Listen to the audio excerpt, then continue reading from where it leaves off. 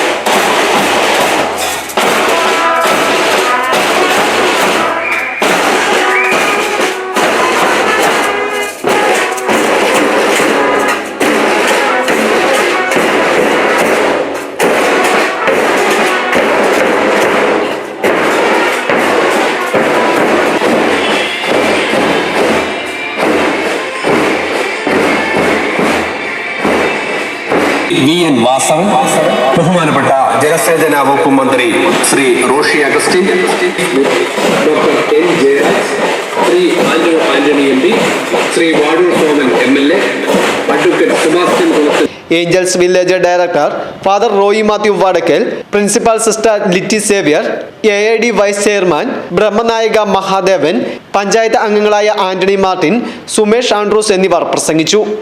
News bureau, Kanjirappally.